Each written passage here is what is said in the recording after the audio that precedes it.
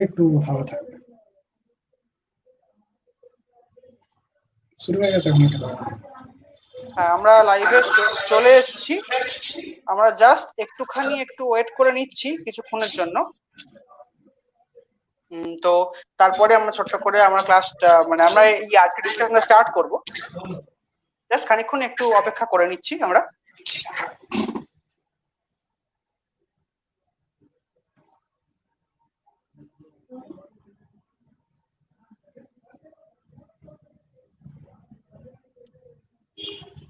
ওকে, আমরা মোটামুটি এখানে একটা কিছু লোক আমাদের এখানে জয়েন করে গিয়েছে। তো আমরা এবার ক্লাসটা শুরু করতেই পারি। তো ফার্স্ট অফ অল আমরা এখানে যেটা আজকে শুভ সন্ধ্যা। তো আজকে আমরা যে মানুষটিকে আমাদের সঙ্গে পেয়েছি তার হয়তো পরিচয় দেওয়ার কোনো প্রয়োজন নেই, তিনি স্বনাম ধন্য। তো সেই কারণেই আমরা আজকে আমাদের এই যে আসন্ন ক্লার্কশিপ মেন্স যে পরীক্ষাটা আমাদের আগামী 6 ডিসেম্বর হতে চলেছে, মানে পিএসসি যেমন জানিয়েছে আমাদেরকে, তো সেরকম ক্লার্কশিপ মেন্স এর 6 ডিসেম্বরের আগে আজকে রবিবার হাতে রয়েছে ঠিক মাত্র 13 দিন। তো এই 13 দিনে আমরা নতুন করে হয়তো কিছু শিখতে পারবো না, নতুন করে পড়াশোনা শুরু করতেও পারবো না, কিন্তু যেটা আমরা পারবো সেটা হচ্ছে আমাদের হাতে যেটুকু অস্ত্র রয়েছে সেটুকুকে আর একটু শান দিয়ে যুদ্ধে নেমে যেতে পারবো। মানে ঢাল নেই, তরোয়াল নেই, নির্জম সরকার হয়ে যেন আমরা পরীক্ষা দিতে না যাই। যার কাছে যা অস্ত্র রয়েছে সেটুকু নিয়েই যেন আমরা যুদ্ধে যেতে পারি। তার জন্য সঠিক গাইডেন্স বা আমরাই ঠিক 13 দিনে কি করতে পারি, কি করলে আমাদের ভালো হবে, তার জন্য আমরা আজকে আমাদের সঙ্গে পেয়েছি এসআই স্যারকে। তো এই এসআই স্যার আজকে আমাদের মানে এখানে বলবেন বা তোমাদেরকে বলবেন যে তোমরা ঠিক এই আগামী 13 দিন তোমরা ঠিক কি করতে পারো, যা করলে কিন্তু তোমরা যে যে জায়গায় দাঁড়িয়ে আছো সেই জায়গায় দাঁড়িয়ে থেকে একটা সিলেকশন পাওয়ার চান্স তোমরা কিভাবে করতে পারো। সিলেকশন পাবেই এ কথা আমরা জোর দিচ্ছি না, কিন্তু যে যেখানে দাঁড়িয়ে আছো, যে যা নম্বর পেয়েছো তাকে তাই নিয়ে তো পরীক্ষায় যেতে হবে। তো সেই জায়গাটা দাঁড়িয়ে থেকে কিন্তু আমাদের দরকার যে আমরা কিভাবে মানে নিজেদের ফুল কনফিডেন্স নিয়ে পরীক্ষা হলে পৌঁছবো। তো আর আমরা সময় নষ্ট করছি না, আমরা এখানে আজকে মানে ক্লার্কশিপ কি কোন তারিখে পরীক্ষা দেব, কিভাবে লিখবো, কি না করব সেসব নিয়েও আমরা যাচ্ছি না। আমরা সম্পূর্ণটাই আজকে স্যারের হাতে ছেড়ে দিচ্ছি। স্যার তোমাদেরকে আসন্ন ক্লার্কশিপে আগামী কয়েকদিন ঠিক কি করতে হবে, কেমন ভাবে করতে হবে সেই সম্পর্কে কিছু বলবেন স্যার। ওকে, শোনা যাচ্ছে তো ক্লিয়ার? হ্যাঁ স্যার, পরিষ্কার। যারা দেখছো তারা শুনতে না পেলে বলবে। ফেসবুক লাইভটাতে আমি খুব একটা সড়গড় নই, তো যদি সাউন্ডের প্রবলেম থাকে বা ভিজিবিলিটির প্রবলেম থাকে আমায় বলবে।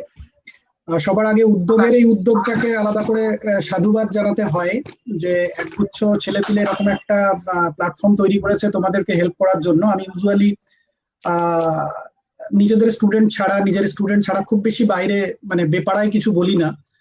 তো শান্তনুর কাছে শুনলাম যে এই গ্রুপটাতে কিছু জেনুইন অ্যাসপিরেন্ট রয়েছে যারা বেসিক্যালি প্রিলিমিনারি পাশ করার পরে ক্লার্কশিপ মেনটা দেবে, তারা প্রিপারেশন নিচ্ছে এবং তোমাদের এই গ্রুপ থেকে অনেকগুলো স্টুডেন্ট রয়েছে যারা জেনুইন অ্যাসপিরেন্ট বলে ওরা এক্সপেক্ট করছে। সেই জায়গা থেকে কিছু বিষয় শেয়ার করা। প্রথমেই বলি, ক্লার্কশিপের ব্যাপারে আমার বেশ কিছু লিমিটেশনস আছে, আমি খুব একটা জানি না, ধারণা নেই। বেসিক্যালি শান্তনুর কাছ থেকে আজকে আমি কোশ্চেন পেপারটা নিলাম, সুতরাং নতুন কিছু শেখাবার উদ্দেশ্যে আজকে সেশনটাতে আমি করছি না। মূলত একদম বেসিক যে কোনো এক্সামের একটা ফান্ডামেন্টাল যে বিষয় সেটা হচ্ছে আমার এক্সিস্টিং নলেজ বেসটাকে পরীক্ষার হলে আমরা কিভাবে ইউটিলাইজ করলে আমরা ভালো স্কোর করতে পারি বা র্যাঙ্ক লিস্টে নিজের নামটাকে দেখতে পারি। আমার যে নলেজ বেস আছে সেটাকে আমরা কিভাবে ইউটিলাইজ করলে আমার প্রোডাক্টিভিটি, আমার আউটপুটটা বাড়বে, সেটা নিয়ে আমি সামান্য কিছু বিষয় শেয়ার করব। তো তার আগে আমি তোমাদের যদি কোনো কোশ্চেন থাকে, কারণ খুব বেশিক্ষণের সেশন হবে না, একটু সময়ের অভাব রয়েছে, তোমাদের কিছু যদি স্পেসিফিক কোশ্চেন থাকে তোমরা ইনিশিয়ালি আমি 2 মিনিট সময় দিলাম করে নাও, তাহলে আমি আলোচনার মধ্যে সেগুলোকে ইনক্লুড করে নেবো। আর যদি না থাকে আমি সরাসরি শুরু করব। শান্তনু, একটু কোশ্চেন যদি কিছু থাকে আগাম নিয়ে নাও। হ্যাঁ স্যার, হ্যাঁ স্যার। আচ্ছা, তোমাদের যদি কিছু কোশ্চেন থাকে মানে সবুজ কালি বা নীল কালিতে পরীক্ষা দেবো কিনা, খাতায় মার্জিন টানবো কিনা, এইসবের বাইরে যদি নলেজ মানে কনসেপচুয়াল জায়গা থেকে কোনো কোনো কোশ্চেন থাকে তাহলে কিন্তু তোমরা এখানে আমাদের কমেন্ট বক্সে করতে পারো। আমরা তার মধ্যে কিছু কোশ্চেন তুলে নিয়ে স্যারকে দেবো। তো সেগুলো আজকে নিয়ে আমরা ডিসকাশন শুরু করি।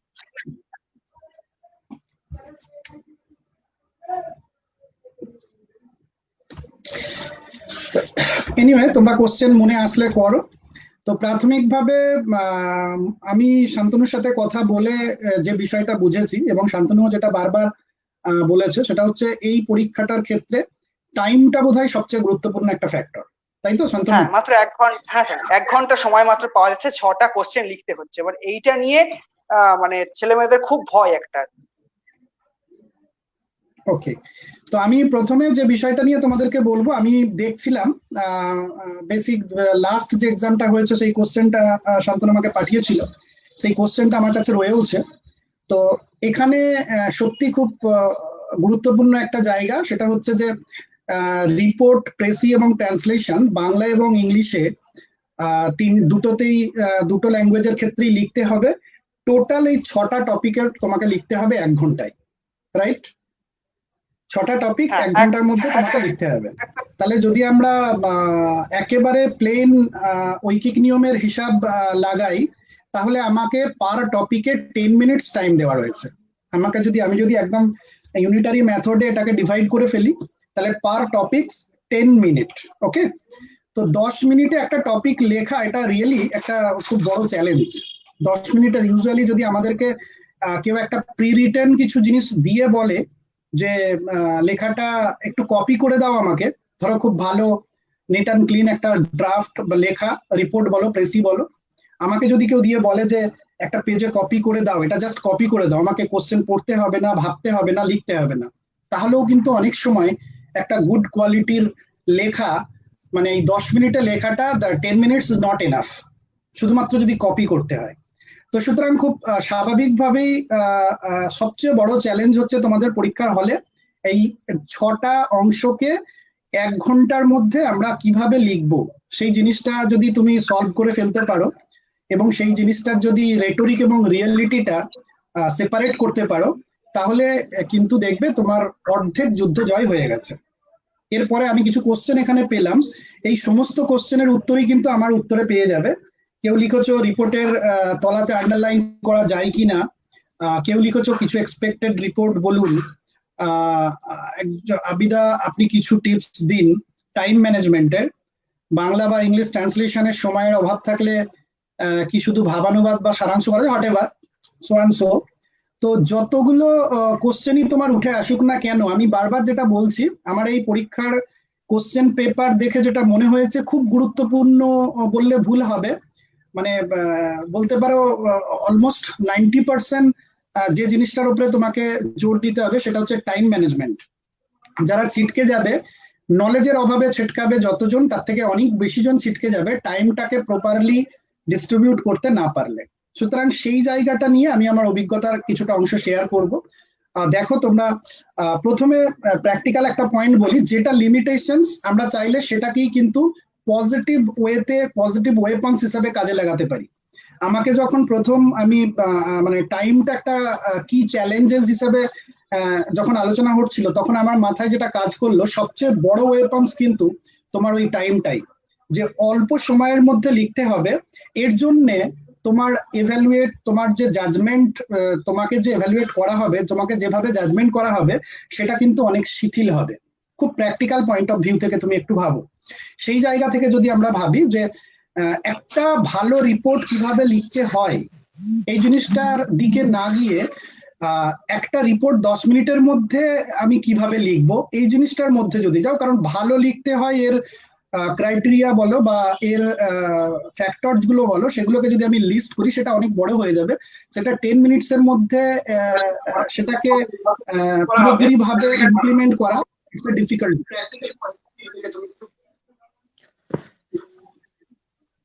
কেউ কিছু বলছো কি? আমি না না স্যার, ঠিক আছে, অভিষেক আমি করে গেছে, কেউ কিছু বলছিল? ওকে, তো আমি যেটা বলছি যে এখন এই মুহূর্তে দাঁড়িয়ে কোনটা পারফেক্ট এই জায়গাটায় না গিয়ে কোনটা অ্যাপ্রোপ্রিয়েট এই জায়গাটাকে তোমাকে ফোকাস করতে হবে। দ্যাট মিনস যেটা আমি বলতে চাইছি, try to be appropriate at this moment, don't try to be perfect. কারণ perfect report, perfect precis, perfect translation, এগুলোর ক্রাইটেরিয়া আমাদের প্রয়োজন পড়বে না। এই মুহূর্তে দাঁড়িয়ে যেটুকু অ্যাপ্রোপ্রিয়েট সেটুকু যদি করো, দ্যাটস এনাফ। এবার যেটা আমি বারবার যেটা বলতে চাইছি, কেন, কারণ ধরো সাপোজ রিপোর্ট রাইটিং যখন তুমি একজন নিউজ পেপারের রিপোর্টার হিসেবে তোমাকে যদি দায়িত্ব দেওয়া হয় যে কালকে তোমার একটা নিউজ পেপারে রিপোর্ট বের হবে, তাহলে লেখো। এবং সেই রিপোর্টটা যখন তুমি লিখবে তখন পাঠক তোমাকে যে অ্যাঙ্গেলে বা নিউজ পেপারের এডিটর তোমার রিপোর্টটাকে যেভাবে এভালুয়েট করবে, একটা রিপোর্ট যখন তোমাকে স্টুডেন্ট হিসেবে দেয়া হবে এবং হোমওয়ার্ক হিসেবে বাড়িতে লিখে জমা দাও, তখন টিচার তোমাকে যে অ্যাঙ্গেল থেকে এভালুয়েট করবে। একটা রিপোর্ট যখন তোমাকে দেয়া হবে পরীক্ষার হলে এবং 1 ঘন্টা টাইম দেওয়া হবে, তখন তোমাকে এক্সামিনার যেভাবে এভালুয়েট করবে। আর একটা রিপোর্ট যখন তোমাকে লিখতে দেওয়া হবে এবং 10 মিনিট টাইম দেওয়া হবে, তখন যেভাবে এভালুয়েট করবে সেটা কিন্তু আলাদা। তোমার এভালুয়েশনটা, জাজমেন্টটা হবে অ্যাকর্ডিংলি। সুতরাং তুমি মাথায় রাখবে না যে আমি 10 মিনিটে যে রিপোর্টটা লিখবো সেটা একটা নিউজ পেপারের রিপোর্টার যেরকম নিউজ পেপারে রিপোর্ট লেখে তার মতো হতে হবে, আদারওয়াইজ আমি মার্কস পাবো না। এই পয়েন্ট আমি যেটা বলতে চাইছি যে এই আমাদের যে ভাবনা চিন্তা যে সবসময় পারফেক্ট লিখলে তবে নাম্বার পাবো, সেটা কিন্তু নয়। কারণ সিচুয়েশন স্পেসিফিক পারফেকশনটা তৈরি হয়। আমাদের একটা বড় চ্যালেঞ্জ 10 মিনিটে লিখতে হবে, তার মানে যারা পরীক্ষাটা দেবে তারা সবাই তো এই গ্রহের মানুষ। সুতরাং 10 মিনিটের মধ্যে তারা যে লেখাটা লিখবে সেই লেখাটার ওপরে কম্পেয়ার করা হবে। এই কথাটা তুমি মাথায় রাখবে। আমি আবার একবার স্মরণ করিয়ে দিই যে 10 মিনিটের মধ্যে আমাকে অন্তত, আমি নিজের কথা যদি বলি, খুব ভালো একটা রিপোর্টকে লেখা আছে অলরেডি, আমাকে যদি বলা হয় সিম্পলি কপি করো, 10-10 মিনিটস ইজ নট এনাফ। তাহলে কিভাবে আমি এরকম যদি প্রিকনসিপ্ট আইডিয়া নিয়ে হলে যাই যে এই 10 মিনিটের মধ্যে আমি একটা মাস্টারপিস রাইটিং লিখে আসবো তবে আমি পরীক্ষাটা পাস করতে পারবো, তাহলে এটা একটা ভ্রান্ত ধারণা। সেই ধারণাটা থেকে বেরিয়ে আসো। আমাদের কাছে যেটা মেন চ্যালেঞ্জ সেটা হচ্ছে আমাকে পুরো টাইমটাকে ইউটিলাইজ করতে হবে, অ্যাট দ্য সেম টাইম 6টা কোশ্চেনেরই অ্যান্সার করতে হবে। সুতরাং টাইম ডিস্ট্রিবিউশনটা একটা খুব বড় ফ্যাক্টর। আমাকে এই 6টা এরিয়ার মধ্যে টাইম ডিস্ট্রিবিউশনটা একদম গুরুত্বপূর্ণ ভাবে করতে হবে। এবং যদি বলো কোনো কিছু এই সময়ে আমার যদি কোনো সাজেশনের লিস্ট চাও, তাহলে আমি একটা সিঙ্গেল সাজেশন দেবো, একটাই সাজেশন দেবো, ইজি টু রিমেম্বার, কারণ 2টো 4টে দিলে তোমার মনে রাখতে অসুবিধা হতে পারে। একটাই সাজেশন দেবো যে বাড়িতে একদিন করে প্র্যাকটিস করো, যাতে করে তুমি 1 ঘন্টার মধ্যে 6টা কমপ্লিট লিখতে পারছো কিনা।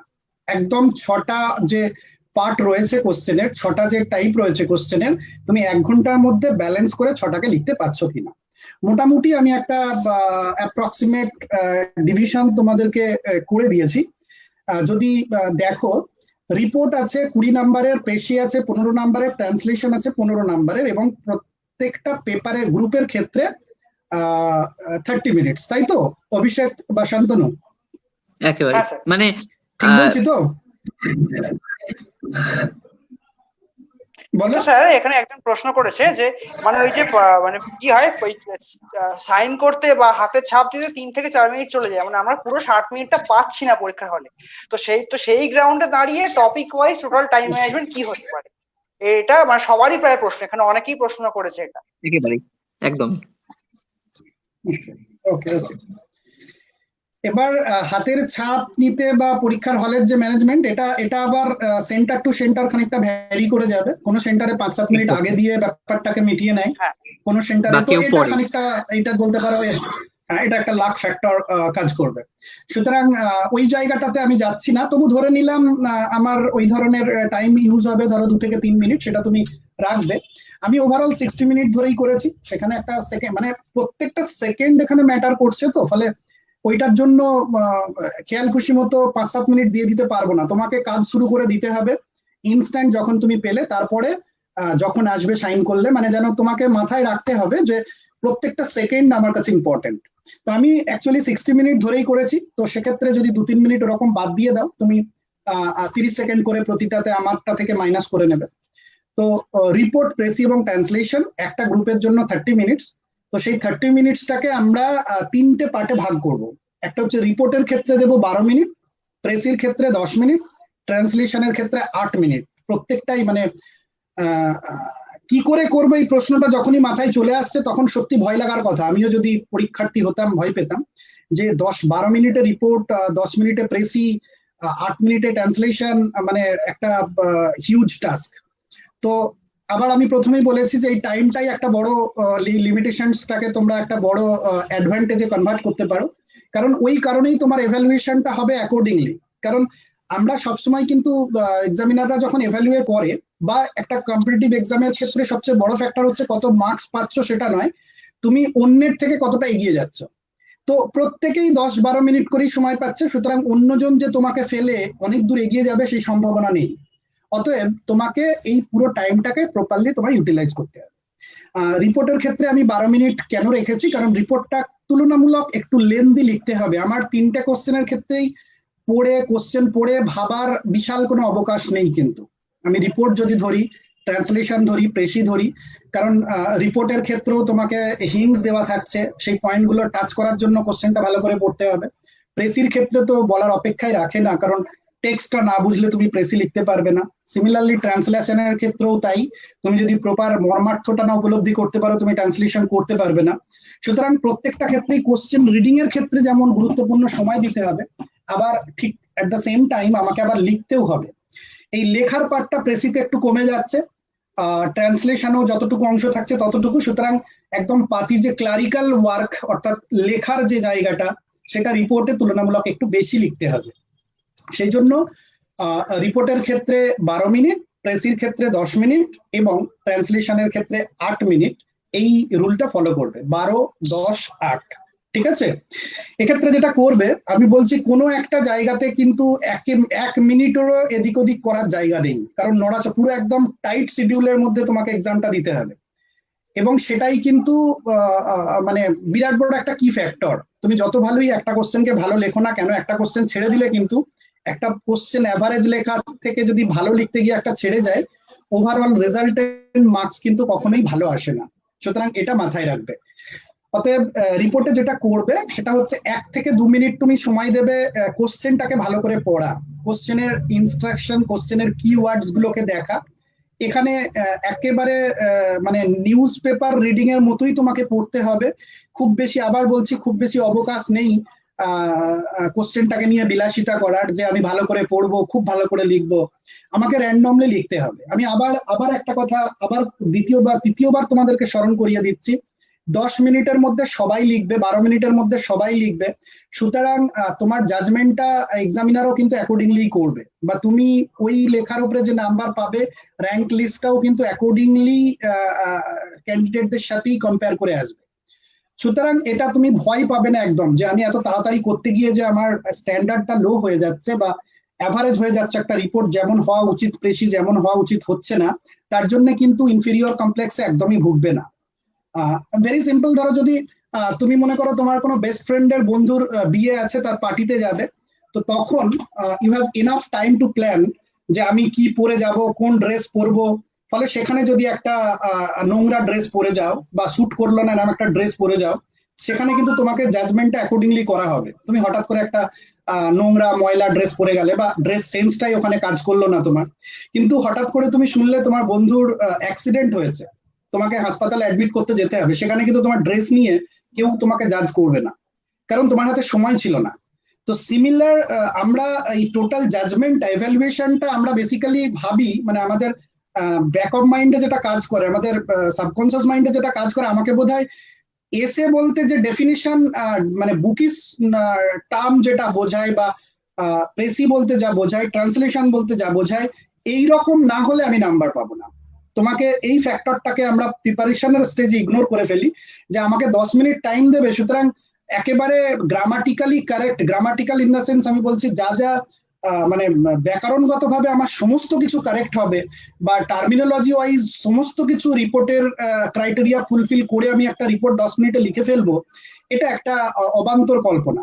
এই ভাবনাটা, এই প্র্যাকটিক্যাল ভাবনাটা নিয়ে যদি হলে যাও, এবং যাওয়ার পরে যদি বাকি জিনিসগুলো টোটালটার উপরে যদি ব্যালেন্স করতে পারো, তাহলে দেখবে তোমার নলেজের জন্য তুমি আটকাবে না, সময়টাই তোমাকে তোমার ওই এক্সিস্টিং যে নলেজ বেস আছে, that's enough to crack this exam. তো আমি যেখানে ছিলাম সেখানে ফিরে যাই। তো রিপোর্টটাতে 1 থেকে 2 মিনিট দেবে রিপোর্টটাকে পড়ার, মানে তোমাকে খুব কুইক পড়তে হবে, প্লাস কনসেন্ট্রেশন দিয়ে পড়তে হবে। আর ইনস্ট্রাকশন পেজটাকে ইগনোর করবে না, রিপোর্টে টাইটেল দিতে বলেছে কিনা, রিপোর্টের কোনো ওয়ার্ড লিমিট আছে কিনা, এই জাতীয় যে জিনিসগুলো, এগুলোকে ইগনোর করবে না, কারণ যে জিনিসটা ইনস্ট্রাক্টেড সেটাকে ইগনোর করলে কিন্তু ব্লান্ডার মিস্টেক। সুতরাং পরীক্ষার খাতায় কোশ্চেনের ক্ষেত্রে ইনস্ট্রাকশনটা একটা গুরুত্বপূর্ণ জায়গা বহন করে, সেই ইনস্ট্রাকশনটা ফলো করে রিপোর্টটা পড়ে নাও। এরপরে তুমি রিপোর্টটা লিখবে বাকি 12 মিনিটের যে সময়টা রইলো সেই সময়টা ধরে। ঠিক আছে? এবার আমি আগেই বলেছি যে রিপোর্ট শেখানোর ক্ষেত্রে আমি এখন যাচ্ছি না, মাল্টিপল ফরম্যাট থাকে, একটাই যেহেতু তিনটে যেহেতু বিষয় এতদিনে তোমরা শিখে নিয়েছো কোন ফরম্যাটে লিখতে হয়, কিভাবে লিখতে হয়। তো মাল্টিপল ফরম্যাট নিয়ে নিজের সঙ্গে মানে কি বলবো, নিজের সঙ্গে আর্গুমেন্টে যাবে না, ফেস ভ্যালু নিয়ে আর্গুমেন্টে যাবে না। মাল্টিপল যে ফরম্যাট গুলো আছে যে কোনো একটা অ্যাকসেপ্টেড ফরম্যাট অনুযায়ী রিপোর্ট লিখতে শুরু করে দেবে, এবং একদম ঘড়ি ধরে কিন্তু তোমাকে রিপোর্ট লেখাটা স্টপ করতে হবে। এবং এটার জন্য যেটা দরকার সেটা আমি লাস্টে বলে দেবো, এটার জন্য একটু প্র্যাকটিস দরকার, খুব বেশি নয়, খানিকটা প্র্যাকটিস দরকার। তাহলে আমি রিপোর্টটা লিখবো, 12 মিনিটের মধ্যে শেষ করলাম, আমি চলে যাব প্রেসিসে। প্রেসির ক্ষেত্রে যেহেতু তোমরা জানো যে লেখার অংশটা একটু কম কম্পারেটিভলি। আর একটা জিনিস মেনশন করি যে রিপোর্টের লেখাটা লিখবে 100 থেকে 150 শব্দের মধ্যে, আদারওয়াইজ কিন্তু তুমি 8 থেকে 10 মিনিটের মধ্যে এর বেশি শব্দ লেখা খুব মানে স্পিড হ্যান্ড রাইটিং না হলে কিন্তু পারবে না, বা হ্যান্ড রাইটিং সেক্ষেত্রে দেখা যাবে লেজিবল হচ্ছে না। সুতরাং 100 থেকে 150টা শব্দের মধ্যেই কিন্তু রিপোর্টটাকে বেঁধে রাখার চেষ্টা করবে না, তোমায় করতে হবে, because you have nothing to do, তুমি এর বেশি লিখতে পারবে না।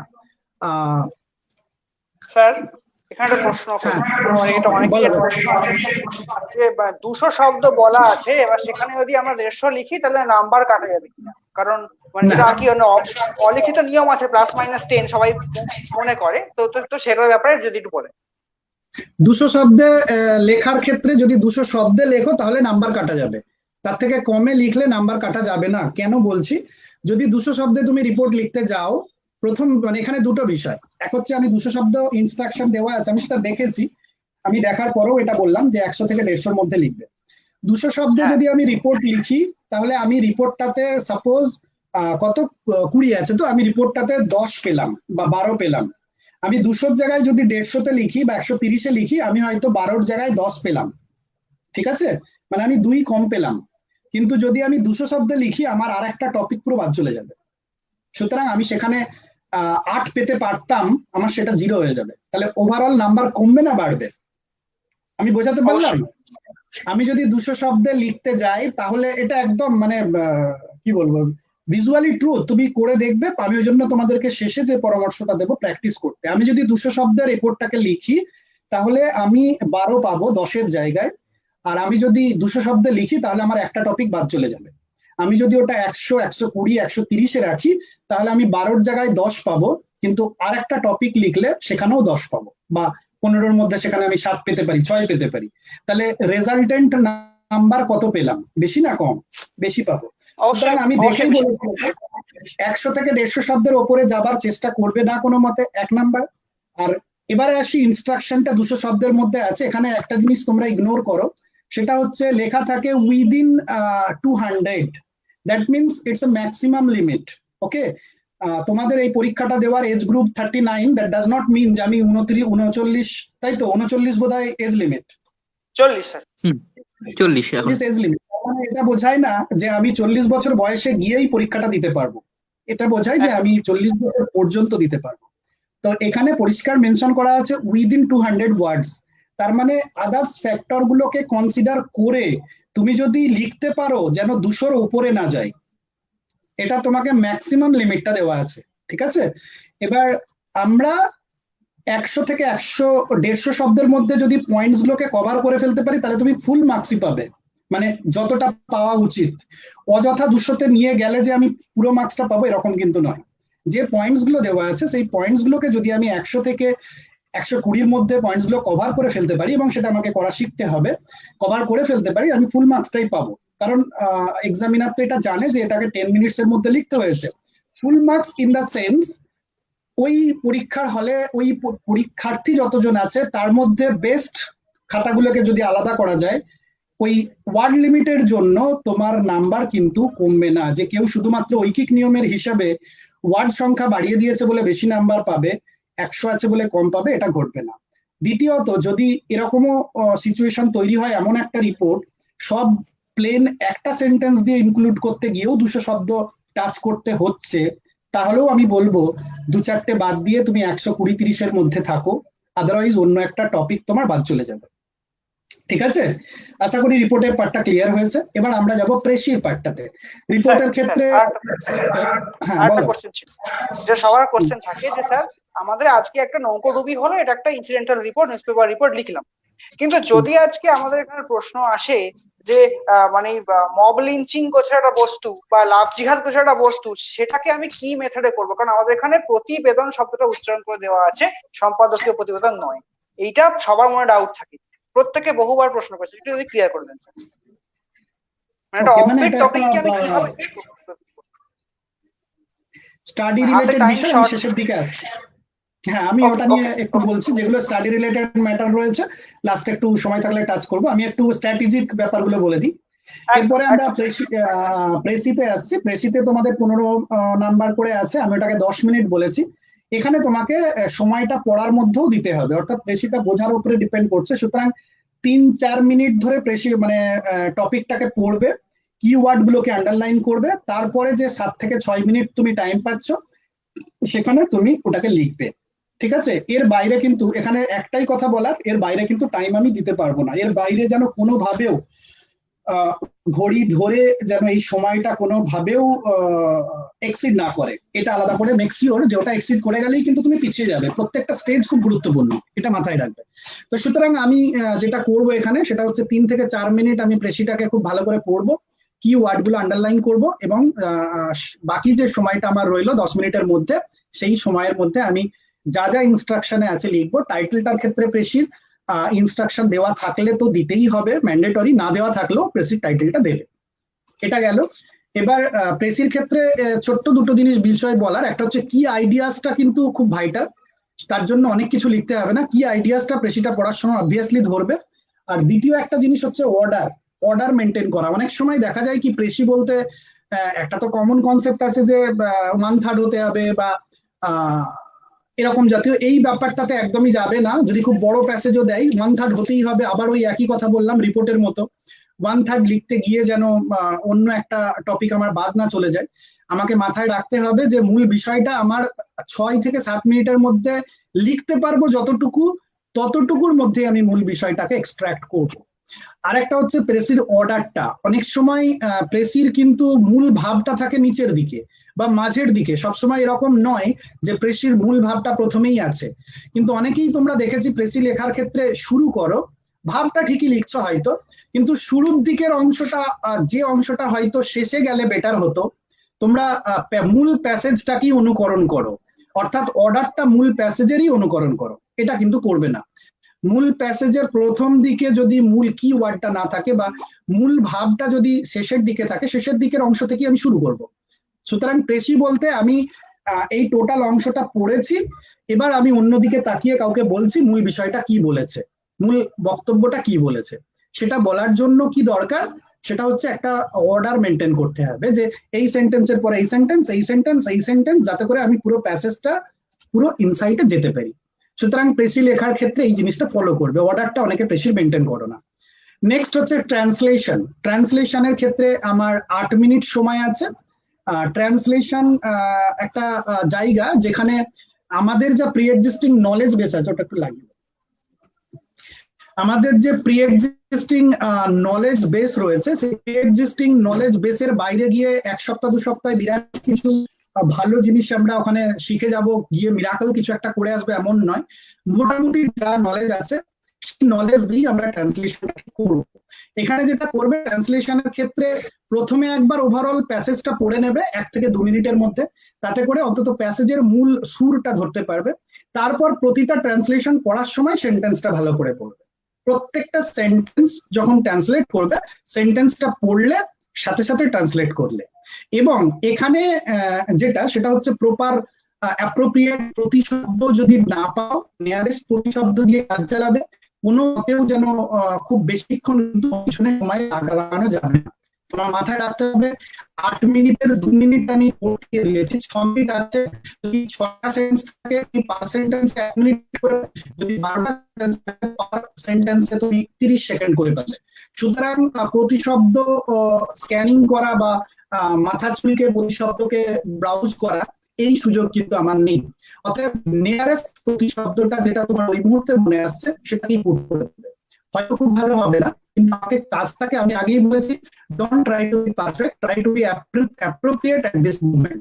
ওই সময় যেটা তোমার অ্যাপ্রোপ্রিয়েট মনে হচ্ছে সেই জায়গাটাকে তুমি রাখবে। এবার অ্যাপ্রোপ্রিয়েট এর ক্ষেত্রে যদি মনে করো তোমার যদি হাতে একটু অপশন থাকে, স্যার বেটার অ্যাপ্রোপ্রিয়েট করতে স্যার আপনার সাউন্ড আপনার কথাগুলো সাউন্ডটা ইস্যু হচ্ছে, সরি সাউন্ড ইস্যু হচ্ছে, কি প্রবলেম হচ্ছে? আমার সাউন্ডটা কেটে কেটে আসছে। মানে আচ্ছা, এক সেকেন্ড।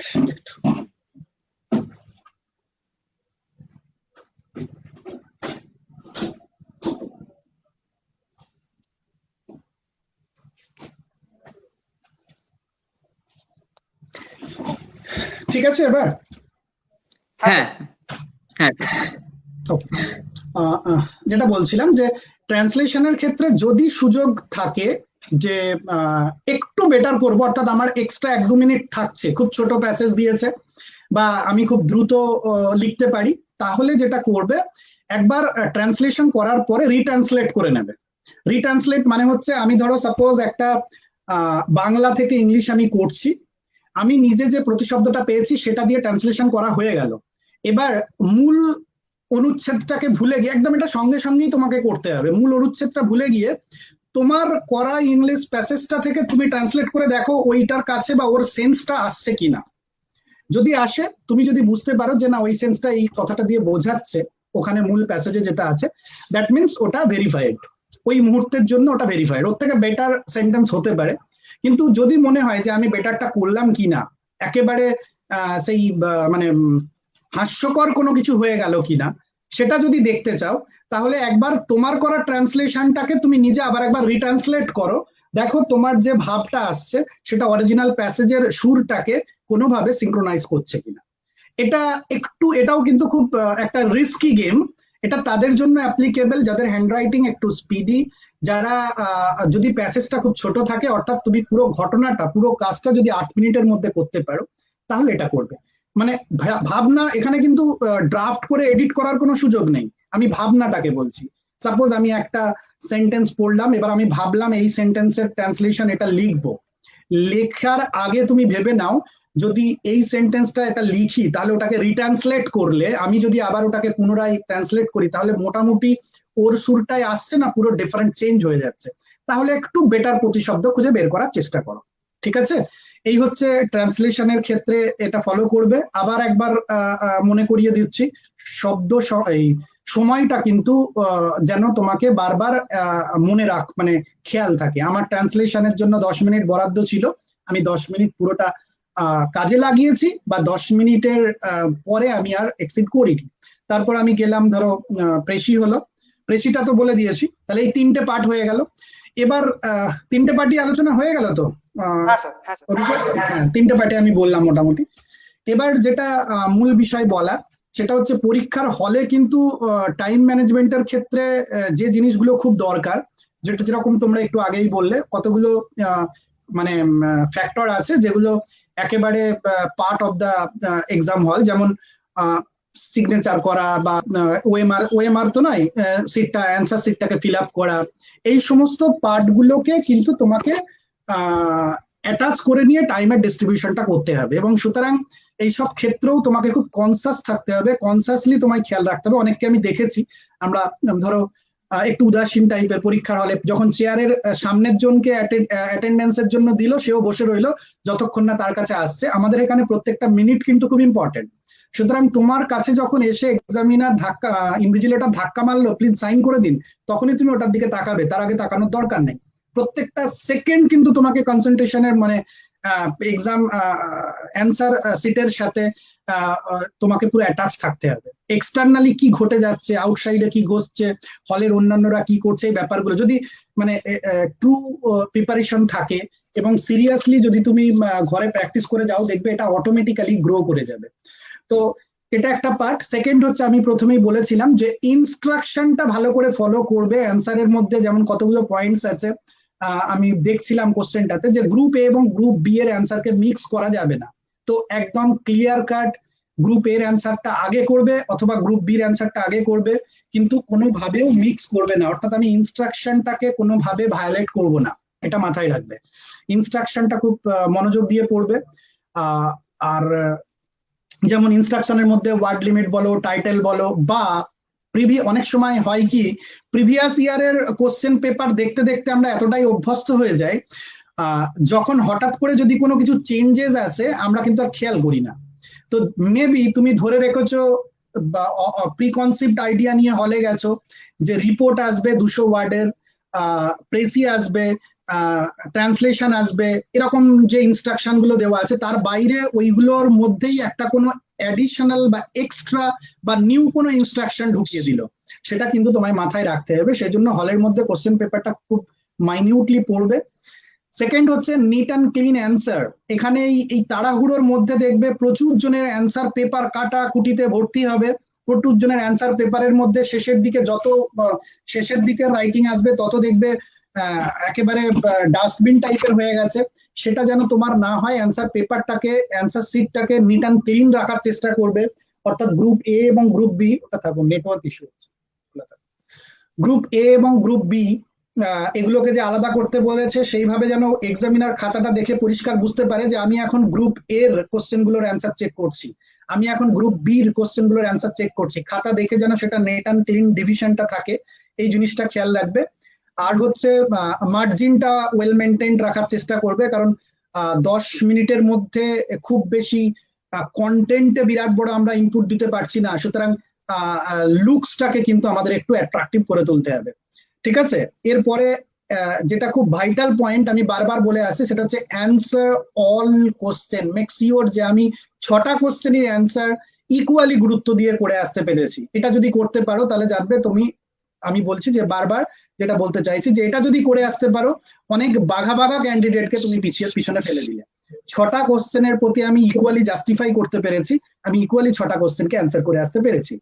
এবং এই অ্যান্সার করার ক্ষেত্রে তুমি অতিরিক্ত ভালো অতিরিক্ত বেশি লিখতে গিয়ে যেন হ্যান্ড রাইটিং মানে রিড করা যায়, অর্থাৎ লেজিবল হ্যান্ড রাইটিংটা খুব গুরুত্বপূর্ণ। আমি দেখেছি যখনই আন্ডার টাইম প্রেসারে লিখতে দিই, এমনি যাদের হাতের লেখা ভালো তাদেরও হাতের লেখা অনেক সময় পড়া যায় না।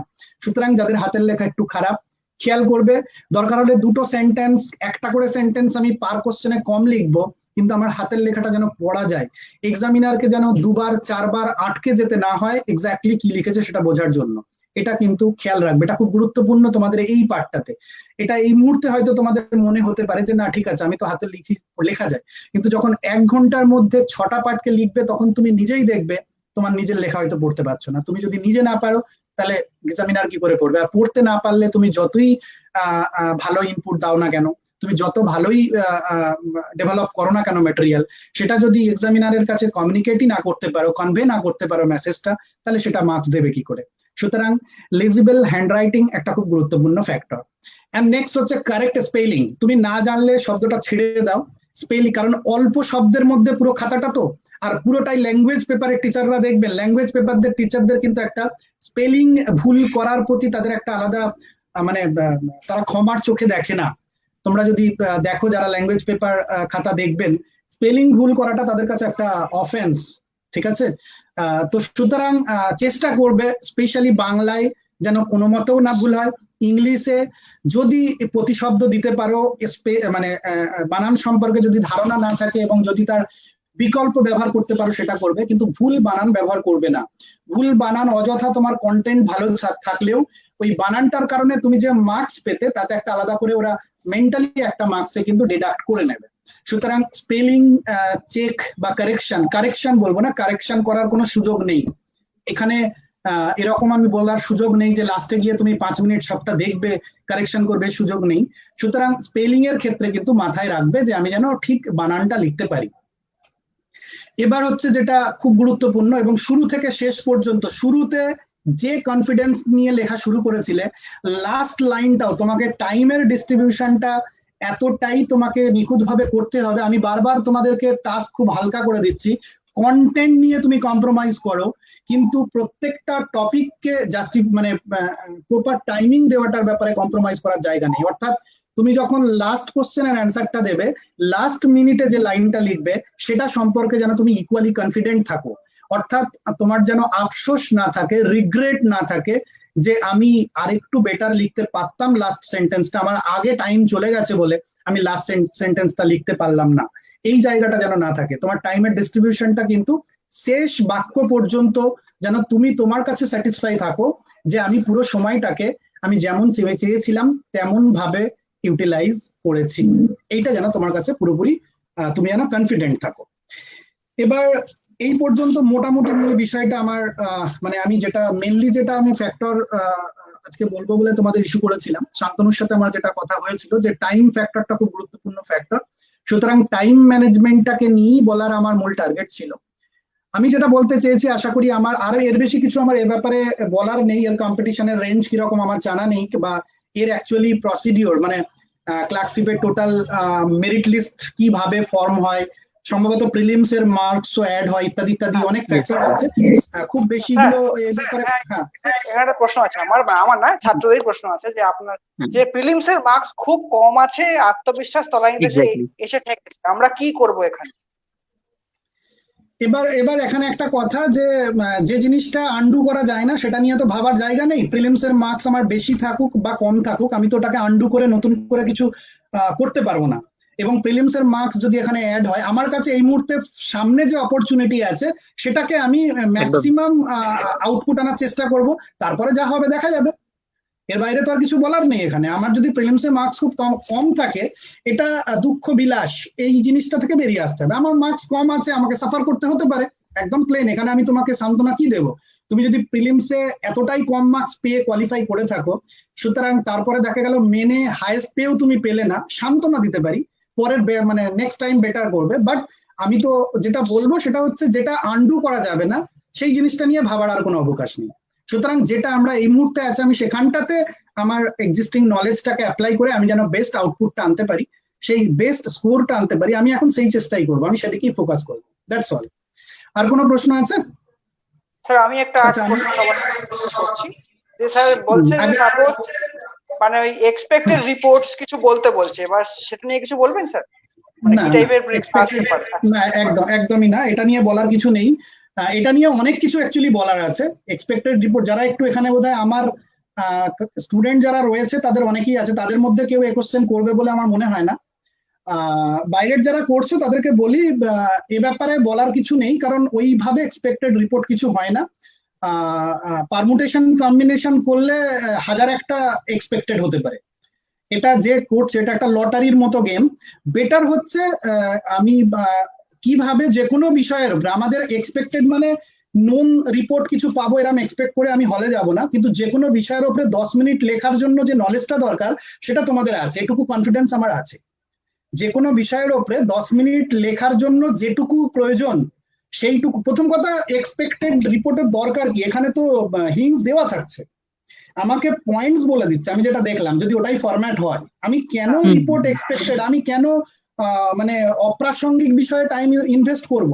আমার তো অলরেডি তো এটা বলাই থাকছে। একটা জিনিস মাথায় রাখবে অলওয়েজ, একটা কোট আনকোট পয়েন্ট মনে রাখবে, অ্যাচিভার্স যারা achievers always work from a clear sense of priority.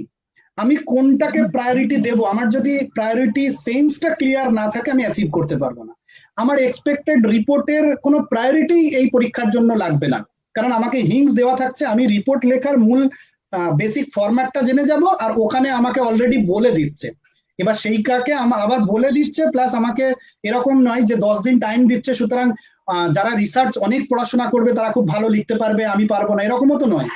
তোমাকে 10 মিনিটের মধ্যে ওইটাকে ওই কথাকেই সেন্টেন্সে লিখতে গেলে তো তোমার 8 মিনিট লাগবে, তুমি আর কি এক্সপেক্ট করছো? সুতরাং এই যে আমি আবার একবার ওই কথাটাকে রিপিট করছি যে সেন্স অফ প্রায়োরিটি। আমি এই যে এক সপ্তাহ, কতদিন পরীক্ষার আর বাকি আছে আমাকে একটু বলবে?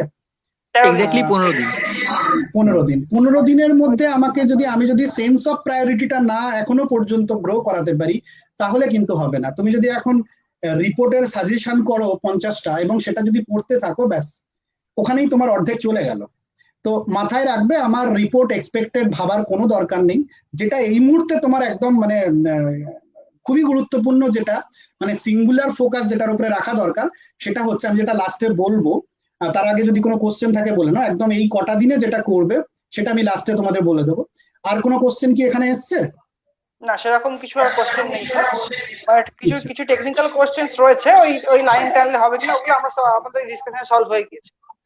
ওকে ওকে ওকে। তো কেউ জানতে চাইছে যে টপিক ওয়াইজ কোনটা আগে লিখবো কোনটা পরে লিখবো, এটা বেশ অনেকেই প্রশ্ন করেছে দেখলাম। টপিক ওয়াইজ কোনটা আগে লিখবে কোনটা পরে লিখবে এই ব্যাপারে প্রথমত হচ্ছে গ্রুপে এর ব্যাপারে যে কোনো একটা গ্রুপ দিয়ে শুরু করতে পারো, পূর্ণ তোমার স্বাধীনতা আছে, কারণ ইনস্ট্রাকশনে বলা নেই যে গ্রুপ এ এবং বি কে কোনটা আগে করতে হবে পরে করতে হবে। বাট একটা জিনিস তোমাকে রেস্ট্রিকশন দেওয়া আছে, যে গ্রুপটা শুরু করবে তার প্রত্যেকটা টপিককে তোমায় এক জায়গাতেই লিখতে হবে। অর্থাৎ আমি যদি বাংলা দিয়ে শুরু করি তাহলে বাংলার টপিকগুলো আমি এক জায়গাতেই লিখবো, ইংলিশ দিয়ে শুরু করলে ইংলিশের টপিকগুলো এক জায়গাতে লিখবো, প্রথম।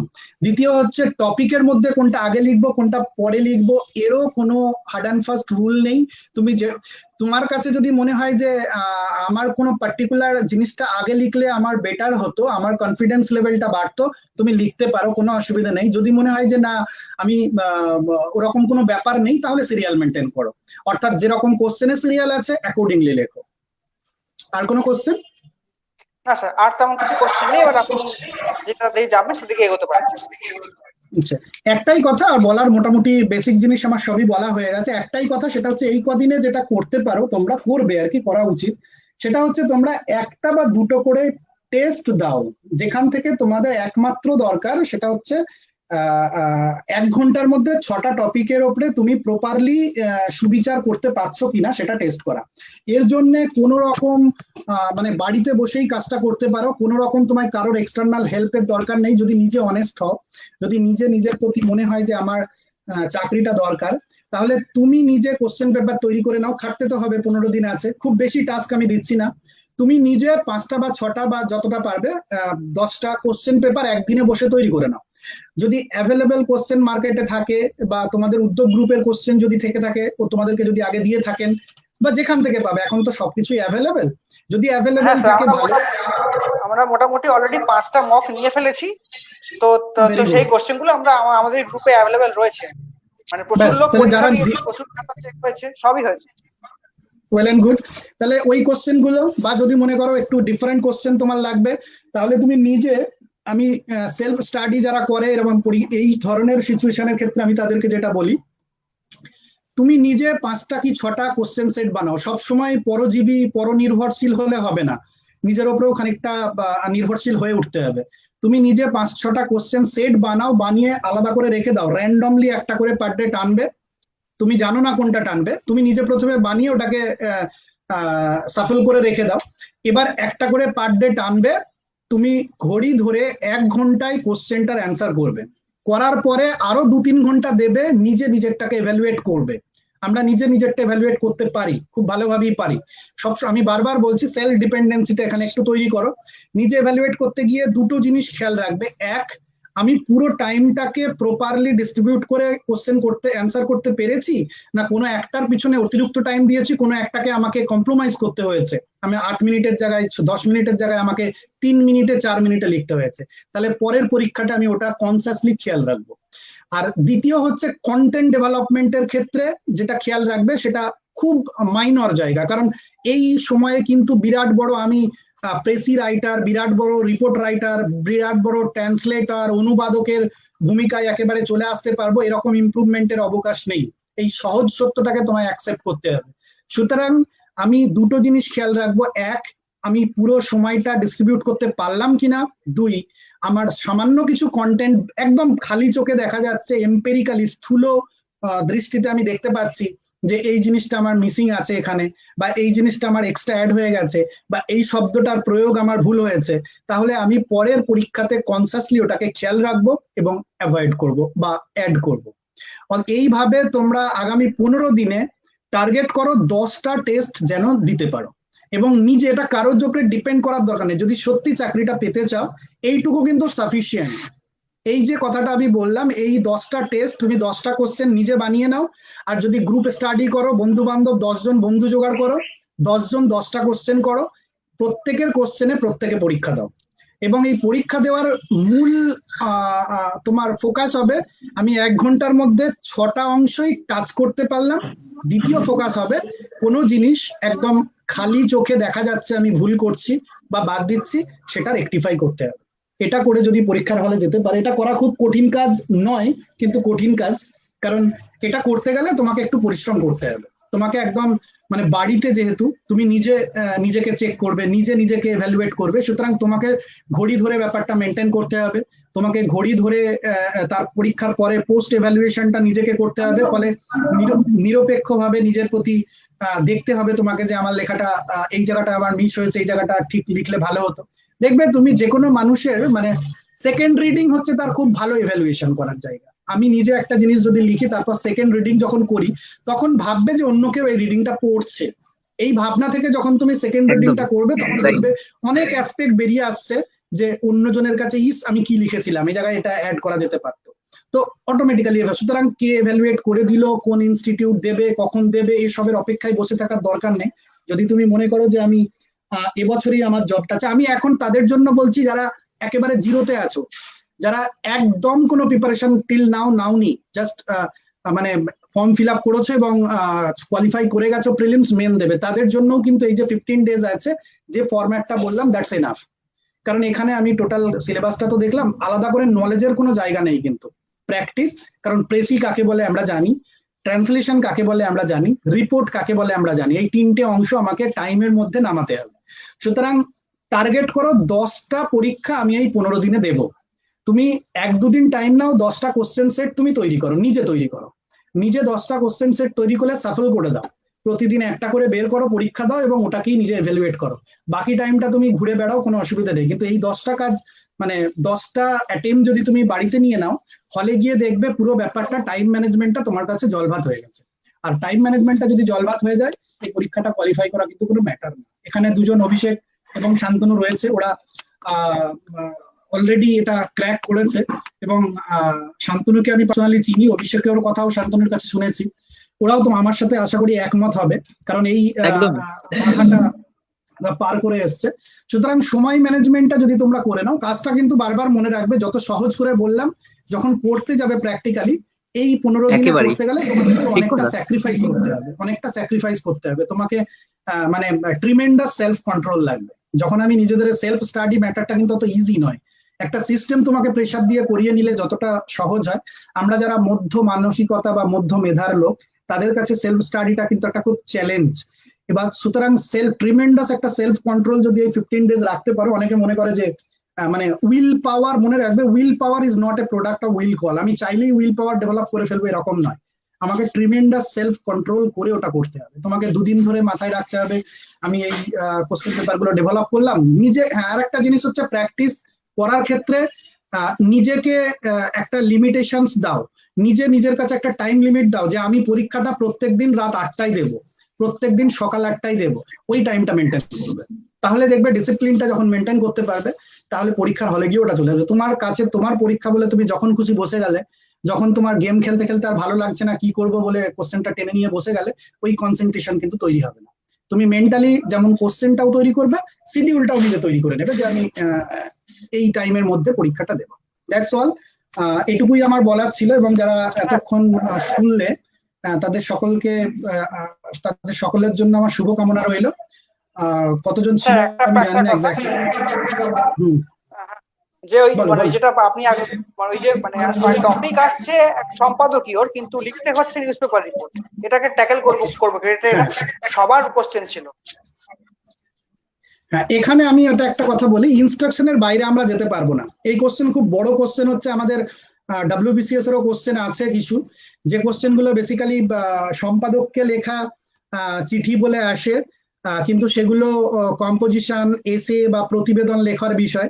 তো এখানে আমরা এই কোশ্চেনের এটা একটা বলতে পারো, আমরা লিমিটেশনস ধরতে পারি, যে অ্যাকচুয়ালি ধরো আমরা যে প্রথাগত মেন স্ট্রিম যে টপিক গুলো সম্পর্কে আমাদের ধারণা আছে, তার বাইরে অনেক সময় টপিক দিয়ে দেয়, যে টপিকটা নিয়ে নাড়াঘাটা করে ওই পার্টিকুলার ফরম্যাটে আনা একটু টাফ।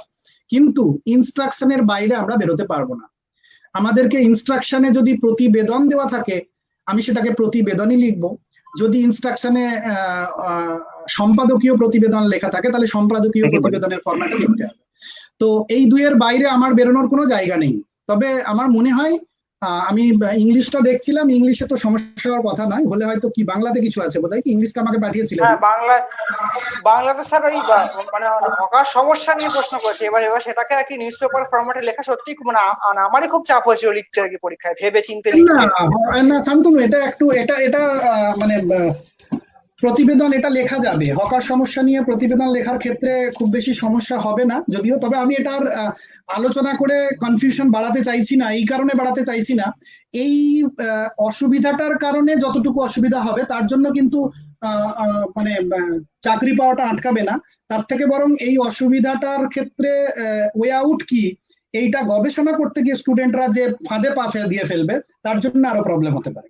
কারণ এখন রিসোর্স অনেক, আমি যদি একটা জায়গা বলি তখন কাউন্টার প্রপোজিশনও আসবে, আছে, কারণ এর কোনো তো এরকম কোনো ওই সাইন্টিফিক টার্মের মতো ফিক্সড কোনো ডেফিনেশন নেই যে হোয়াট ইজ রিপোর্ট, এরকম কোনো নয়। যেমন যে একটা মিটার, 1 মিটার বলতে কত বোঝায় তার যেরকম একটা ডেফিনেশন আছে, একটা রিপোর্ট বলতে কি বোঝায় এরকম কোনো সংজ্ঞা বিশ্বভারতী বা রবীন্দ্রভারতী ইউনিভার্সিটিতে রাখা নেই, যেটা দেখে আসবো এবং ওই অনুযায়ী লিখবো।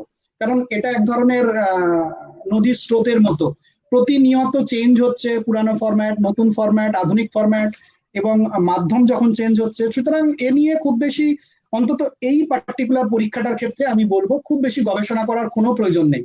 একদম পাতি রিপোর্ট বলতে আমরা যা বুঝি, মাধ্যমিক স্ট্যান্ডার্ডে পড়াশোনা করার সময় রিপোর্টের যে ফরম্যাট যে কোনো টেক্সট বইয়ে লেখা আছে সেই ফরম্যাটটাকেই তোমরা ফলো করো, এর বাইরে অন্য কিচ্ছু করার দরকার নেই। এটা হচ্ছে রিপোর্ট নিয়ে। আর কোনো বিষয় নিয়ে কিছু আছে? না, বিষয় নিয়ে কিছু নেই, মানে লোকজন আর কি টপিকটাই জানতে চাইছে যে মব লিঞ্চিং এলে কি কোনো মানে কোনো ইনসিডেন্ট কি এক্সপ্লেন করে লিখবে নাকি থ্রু আউট ঢালা লিখে যাবে, এইটা একটু জানতে চাইছে। এখানে তো যেটা দেখলাম আমি, তোমাদের ঘটনার পরম্পরা কি হবে সেটা তো দেওয়াই রয়েছে, কিওয়ার্ড তো দেওয়া রয়েছে, এই প্রশ্ন হ্যাঁ, তো এখানে আসবে না, এই প্রশ্ন আসতে পারে, মানে যেহেতু এই প্রশ্ন আসতে গাইডলাইন্স তো পারে, অলরেডি প্রোভাইড করা হবে।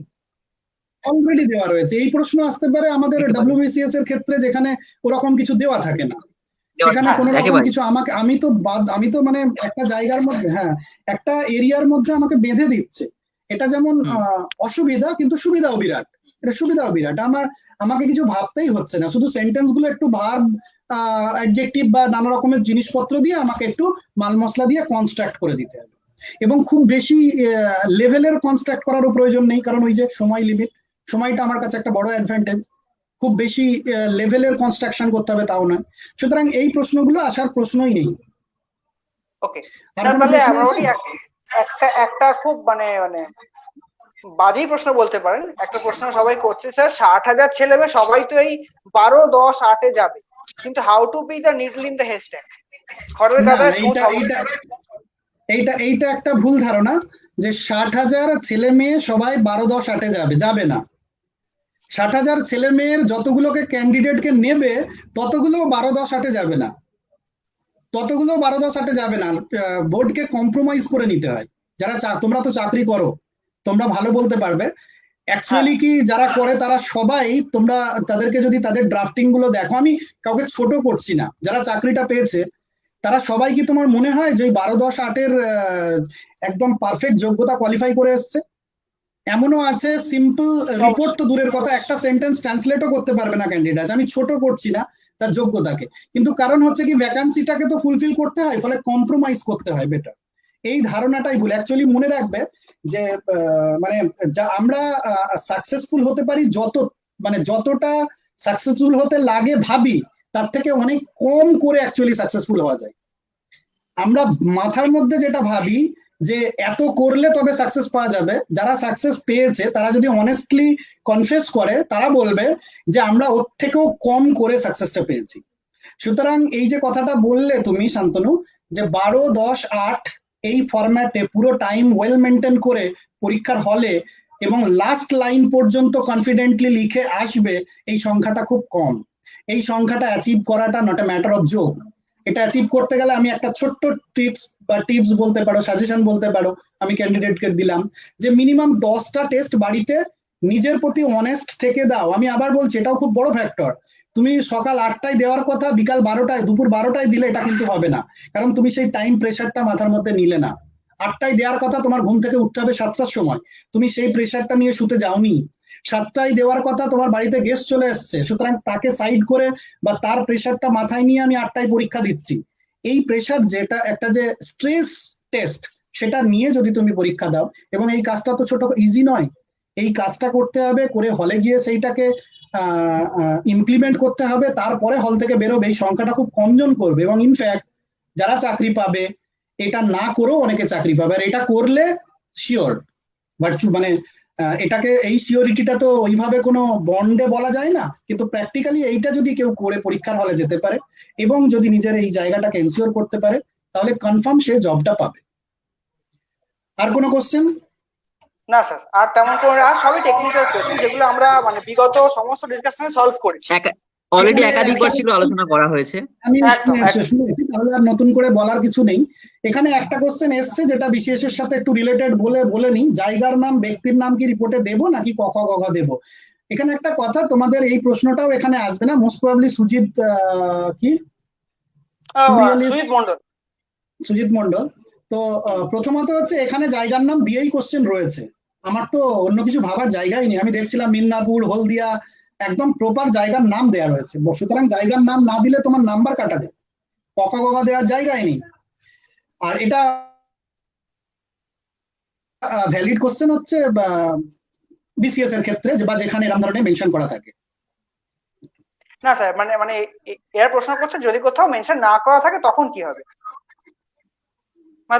আমি এটা বারবার বলি, আমি এটা একটা কথাই বলি যে থাকলে আমি কেন সেটা নিয়ে ভাববো, এই প্রশ্নটাই আসবে না আমাদের কাছে।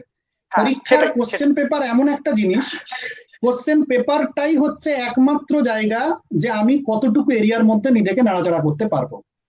কোশ্চেন পেপারের বাইরে কোনো কিছু কোশ্চেন আনারই দরকার নেই, ঠিক আছে? আমি বারবার বলি যে, প্রথম থেকেই বলছিলাম যে তোমরা ফেস ভ্যালুর সাথে ফেস ভ্যালুটাকে নিয়ে আর্গুমেন্ট করবে না, যেটুকু যেমন ইনস্ট্রাকশন দেওয়া আছে সেই ইনস্ট্রাকশনটাকেই হুবহু ফলো করবে, দ্যাটস অল। আশা করি খানিকটা তোমাদের হেল্প হবে। যারা এই উদ্যোগ গ্রুপটার উদ্যোগকে সত্যি সাধুবাদ জানানোর, তোমরা এত সুন্দর করে নিজেদের টাইম বের করে এদের জন্য হেল্প করতে থাকো, ভবিষ্যতে সম্ভব হলে আমি আবার আসব। আর যারা ছিলে তাদের পরীক্ষার জন্য আগাম শুভেচ্ছা রইল, এবং পরীক্ষাটা আশা করছি যদি ঠিকঠাক ভাবে ফলো করো তোমরা সবাই সাকসেস পাবে। সাকসেস পেলে খবর দেবে, জানাবে। ভালো থাকবে। আজকে এই পর্যন্ত। শুভরাত্রি। ওকে, তাহলে আজকে আমরা অনেক ধন্যবাদ স্যার।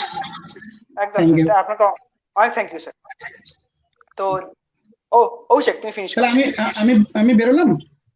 হ্যাঁ স্যার। অলরেডি স্যার প্রায় সবকিছুই বলে দিয়েছেন, নতুন করে আমার মনে হয় না তার কিছু বলার অপেক্ষা রাখি, কারণ স্যার স্পেসিফিক্যালি একাধিক যেই জায়গাগুলোতে অনেকের এখনো পর্যন্ত কনফিউশন ছিল, স্যার অলরেডি সেগুলো খুব সুন্দরভাবে বুঝিয়ে এবং স্পষ্টভাবে বুঝিয়ে দিয়েছেন। এবং এই যে একটা অ্যানালিসিস স্যার দিলেন, আমার মনে হয় এই ধরনের অ্যানালিসিস যদি আক্ষরিক অর্থেই কেউ ইমপ্লিমেন্ট করতে পারে, তো তার থেকে ভালো বোধহয় আর কিছু হয় না। তো এইটুকুই বলতে পারি। এবং এখন যেটা আজকে একটা রবিবার, মাঝে আরেকটা রোববার শুধু, মানে ইনফ্যাক্ট আজকে রবিবার হয়ে গেল, মানে যদি আমরা বলি যে 14টা দিন শুধু হাতে সময় আছে, তো সেক্ষেত্রে নতুন করে আলাদা করে স্ট্র্যাটেজি তৈরি করে সেগুলোকে ইমপ্লিমেন্ট করা বা তার সাজেশন তৈরি করা, যেটা স্যার অলরেডি বললেন যে আমাদেরকে যখন অলরেডি গাইডলাইন্স দেওয়া হবে, তো সেক্ষেত্রে আলাদা করে সেটা নিয়ে চিন্তিত হওয়া বা মানে খুব বেশি কনসার্নড হওয়া বা অ্যাংশাস হওয়ার প্রয়োজনীয়তা আছে বলে আমারও সেটা মনে হয় না। যে যদি মেটেরিয়ালস উইল বি প্রোভাইডেড, সেটা বাংলা রিপোর্টের ক্ষেত্রে হোক বা ইংরেজি রিপোর্টের ক্ষেত্রে হোক, কারণ এই রিপোর্টের জায়গা নিয়ে হয়তো অনেক ধরনের কনফিউশন সৃষ্টি হচ্ছে বা তৈরি হচ্ছে। কোথায় নাম লেখা হবে, জায়গার নাম, ডেট এন্ড অল দ্যাট, কোথায় আমরা সম্পাদকীয় লিখবো, কোথায় সাধারণ প্রতিবেদন লিখবো, এই বিষয়গুলো তো রয়েছে। তো স্যার খুব সুন্দরভাবে অনেক কিছুই বলে দিলেন। নতুন করে আর খুব একটা কিছু বলার আমার মনে হয় আজকে অন্তত দরকার নেই। তো এই জিনিসগুলো সবাইকেই মাথায় রাখতে হবে, এবং শুভেচ্ছা তো রয়েছে সকলের জন্য। এই 15টা দিন নিজেকে খুব প্রপারলি ইমপ্লিমেন্ট করা, এক্সিকিউট করা, কারণ বেশিরভাগ যারা সিরিয়াস স্টুডেন্ট আমার যেটা ব্যক্তিগতভাবে মনে হয় they have done all the hard work, তারা বিগত 5 মাস 6 মাস 7 মাস সময়ে মূল পরিশ্রমের কাজটা তারা করে ফেলেছেন। তো এখন পালা হচ্ছে নিজের মধ্যে ওই বিশ্বাসটা রাখা আর remaining honest to yourself, নিজের প্রতি সেই অনেস্টি রেখে নিজেকে সেলফ ইভ্যালুয়েশনের যে জায়গাটা, ইভেন স্যারও সেই একই কথা বললেন। তো এই জায়গাটা আমাদের সকলের জন্য আমার মনে হয় ভীষণভাবে হেল্পফুল হবে। তো আমার এটুকুই বলার ছিল এবং সকলকে তো শুভেচ্ছা রয়েছে। হ্যাঁ বলো বলো শান্তনু। ব্যাপারটা কিছুই না, মানে তোমরা সবাই প্রিপেয়ার করছো, এমনও হতে পারে উদ্যোগের মকে তোমার টপ করেছো বা বাইরে যেখানে মক দিয়েছো সেখানে প্রচুর নাম্বার পেয়েছো, কিন্তু এই বিশ্বাসটা না ছবি বিশ্বাস না হয়ে যায়, মানে আত্মতুষ্টির কিন্তু কোনো জায়গা নেই। আমি মক টেস্ট দিয়ে 78, 80, 90 পাচ্ছি মানে পিএসসিও যে আমাকে 78 দেবে তার কিন্তু কোনো মানে নেই। আমি মক টেস্ট দিয়ে 20 পেয়েছি মানে পিএসসিও যে আমাকে 20 দেবে, 40 দেবে না তার কিন্তু কোনো মানে নেই। কারণ এটাই স্যার বারবার বলছে যে কারণ এই 15টা মানে জাস্ট নিজের প্রতি যা করছো সেটাকে কন্টিনিউ করো। মানে স্যার কিন্তু এই কথাটাই বারবার বলছেন যে নতুন করে চেষ্টা করো না, যা করছো সেটাকে কন্টিনিউ করো কিন্তু সময়ের মধ্যে। একেবারে টাইম ম্যানেজমেন্ট নিয়ে স্যার তো আজকে একটা বিস্তর অ্যানালিসিস করলেন এবং যেটা আমার তো সকলকেই এই কথা বলেছি যে প্রিলিমসে দাদা আমি এত পেয়েছি বা আমি এত পেয়েছি, আমি কি করতে পারি। কেউ আমি 67 পেয়ে প্রিলিমস পাস করেছি, আমি 70 পেয়ে পাস করেছি, আমার ফাইনাল সিলেকশনের চান্স কতটা আমার, আমি যদি কাট অফের থেকে 1 নম্বরও বেশি পেয়ে আছি বা 2 নম্বরও বেশি পেয়ে আছি। তো এখানে কিন্তু এটা নয় যে কেউ যদি মানে মানে খুব নিউট্রাল যদি পয়েন্ট অফ ভিউ দিয়ে বলা যায় যে মানুষটা 85 পেয়েছে তাকেও কিন্তু প্রচন্ড হার্ড আর্ন করেই তার জায়গাটাকে এস্টাবলিশ করতে হবে ফর ফাইনাল সিলেকশন। এটা খুব স্পষ্ট একটা কথা। কেউ যদি 85 পেয়ে থাকে মানে তার হয়তো কাট অফের থেকে 20 নম্বর বেশি আছে, কিন্তু at the end of the day তাকে কিন্তু সে হয়তো দুখানা কোশ্চেন লিখতেই পারলো না। হ্যাঁ, তো এটা হতেই পারে। তো সেক্ষেত্রে আমি কম পেয়েছি বেশি পেয়েছি এখন এটা ভাবার খুব একটা জায়গা নেই। এখন আমাদের ওই পাখির চোখ বা ফার্স্ট অ্যান্ড ফরমোস্ট প্রায়োরিটি হচ্ছে আমাদেরকে মেন্স ভালো করে দিতে হবে। তারপরে তো কাট অফ কত হবে, আমার ফাইনাল সিলেকশনে হবে কিনা সেগুলো তো অনেক পরের ব্যাপার। আপাতত প্রথম কাজই হচ্ছে যে আমাদেরকে মেন্সটা যেন তেন প্রকারণে মানে যেটাকে বলা হয় যে ফাইনাল যে আমাদের এফর্ট সেটা আগে ভালো করে দিতে হবে। এফর্ট দেওয়ার পরে আমি একটা ইভ্যালুয়েশনের জায়গায় গেলাম সেটা তো অন্য জিনিস। কিন্তু সকলকেই, সে কেউ যদি 70 পেয়ে আছে, 72 পেয়ে আছে, 78 পেয়ে আছে, 68 পেয়ে আছে, এখানে কিন্তু সবাই মানে কম বেশি একই জায়গাতেই বিলং করছে এবং মেন্সটা ভালো করে দিতে হবে। কেউ 72 পেয়েছে মানে কিন্তু সে অলরেডি সিলেক্টেড হয়ে গেছে সেটা কিন্তু নয়, তাকেও যথেষ্ট ভালো পারফরমেন্স দিতে হবে মেন্সে। তো যাই হোক এইটুকুই বলার ছিল এবং সকলের জন্য শুভেচ্ছা রইল। হ্যাঁ তো মোটামুটি মানে আমাদের উদ্যোগের তরফ থেকে বিফোর ক্লার্কশিপ কিন্তু এটাই আমাদের লাস্ট লাইভ সেশন, কারণ আর নতুন করে তোমাদের কিছু শেখানোর নেই, কিছু বলার নেই, একেবারেই তাই। করবো যে যেদিনকে পরীক্ষা হবে তার সেদিন বা তার 1-2 দিনের মধ্যে আমরা পেপার অ্যানালাইসিস করতে ফিরে আসবো। ততদিন পর্যন্ত নিজেদের প্র্যাকটিস তোমার চালিয়ে যাও। প্রত্যেককে শুভকামনা রইল, সবাই সবার বেস্টটুকু দাও। Rock on. একদম সকলের জন্য অনেক শুভেচ্ছা, ধন্যবাদ। Good night. Good night to all. Thank you. Thank you.